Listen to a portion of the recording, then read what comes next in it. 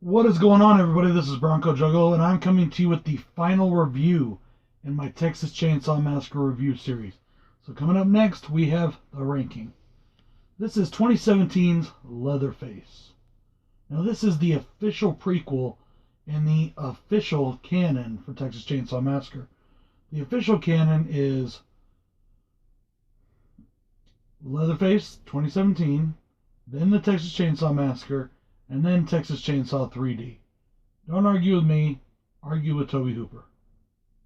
Speaking of Tobe Hooper, he and Kim Henkel were both executive producers on this film. Directed by Julian Maury and Alexandre Bustillo, starring Lily Taylor as Verna, and starring Stephen Dorff as Texas Ranger Hartman. A young Jed, also known as Leatherface, his brothers Drayton and Nubbins, are being raised by their mother, who is also their aunt, which is pretty weird.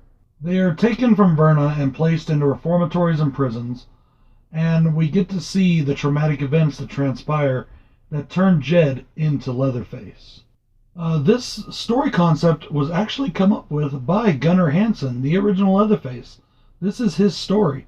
Now, he didn't write the screenplay, but he came up with the idea for this film. There was also a lot of delays in the release of the film, which did cost the studio some box office dollars. And this movie made less than $1 million, just barely less than $1 million in theaters. Now, I don't know if that's good or bad because nobody knows the budget of this film. It's never been released to the public, the budget. The delays also caused the studio to lose the rights to the franchise. So it reverted back to the original owners, and it's kind of left the future of this franchise up in the air. I know that this movie catches a lot of flack, but honestly, this is one of my absolute favorites in this franchise. This is such a good film.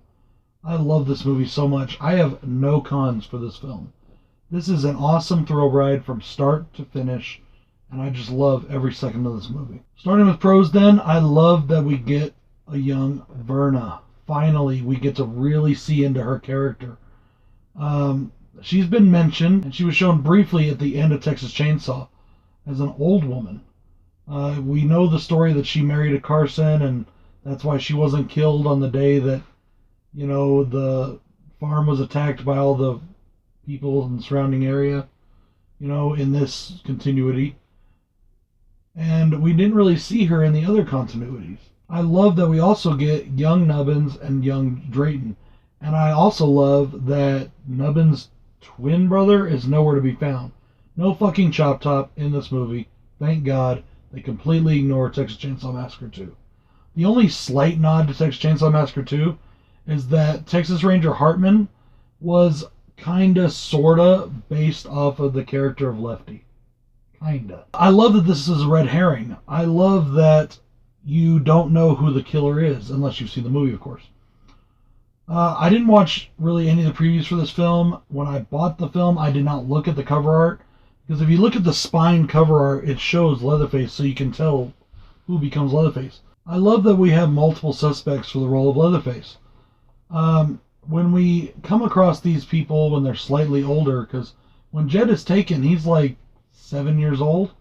And later on, we see them at around the age of 18. There's a couple different people in this movie that could be Leatherface.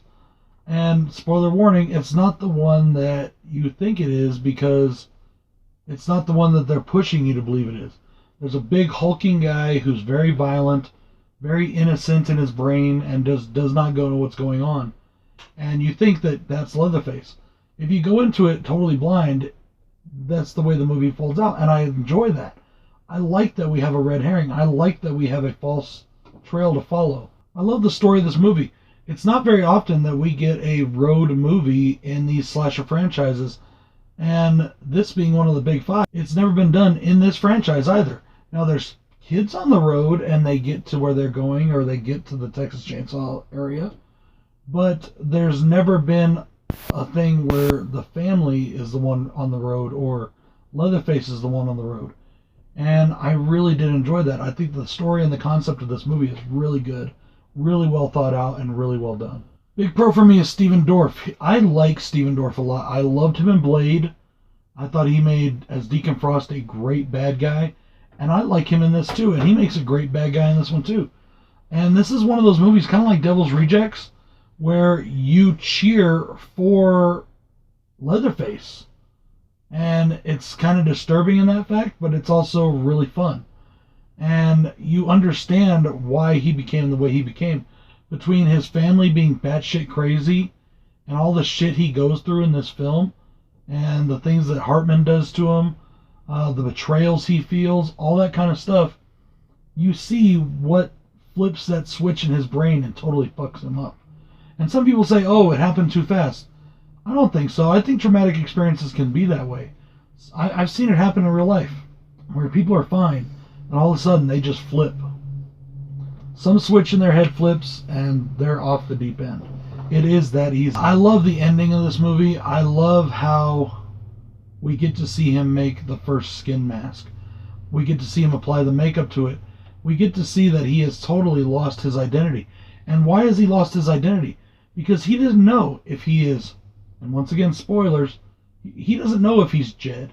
He doesn't know if he's Jackson. He doesn't know if he's just some goof. He has no idea of who he truly is.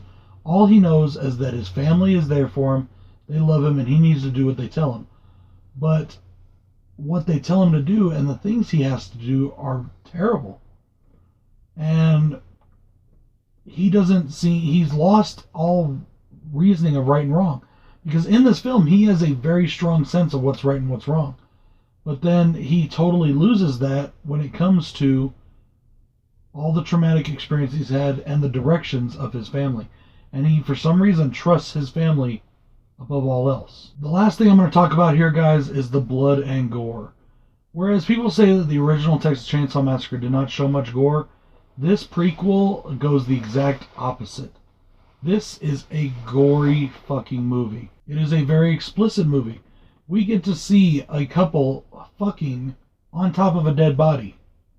And she starts, like, licking the dead body and shit while she's doing it. It's pretty fucking gross. It's also really fucking cool looking. We get tons of blood. We get lots of good gore. Like I said, the scene where Leatherface himself gets disfigured is a really cool, gory looking scene. And the special effects makeup on it are awesome. There are some great kills in this movie.